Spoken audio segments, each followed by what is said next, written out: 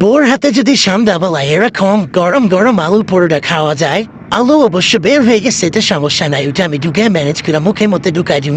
কিন্তু বউ যদি এরকম ভাবে সুন্দর সুন্দর আলু পরোটা বানায় দেয়, তাহলে তার কোনো কথাই নেই। আচ্ছা, তোমাদের কার কার আলু পরোটা পছন্দ আমার অবশ্যই জানাইবা। আর আলু পরোটা তো কি বলবো, আমার অনেক অনেক পছন্দ। সকালে হোক, বিকালে হোক, দুপুরে হোক, রাত্রে হোক, যখনই আমার আলু পরোটা দিবাম তখনই খাইতে পারবো। কিন্তু কথা হইছে একটা, অবশ্যই আমার বউর হাতের আলু পরোটা হইতে হইব। বেচারা বউ একদম আমার জন্য আলু পরোটা বানাইতে বানাইতে শেষ, আর সস কিনতে কিনতে আমার জীবন শেষ। কারণ আলু পরোটা আর হচ্ছে চিলি সস, এগুলো ছাড়া তো আমার চলেই না। এই যে আলু পরোটা একটু পুড়ে গেছে, মানে পুড়ে না আর কি, আলুগুলো বের হয়ে গেলে তাহলে হচ্ছে ইয়া হয়ে যায়। আর এই যে কপা কাপ, মানে দুইটা আলু পরোটা নিছি, মানে চারটার সমান এরকম মোড়া মোড়া করে বউ আমার বানা দিচ্ছে, যাতে এরকম আলু পরোটার মতন ফুলা ফুলা মোড়া হয়ে যায়, বোর মতন আলু পরোটার মতন।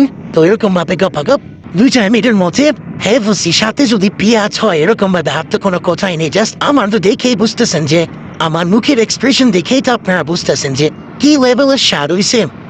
আফটার অল আমার বউ রাত হাতে রান্না বলে কথা।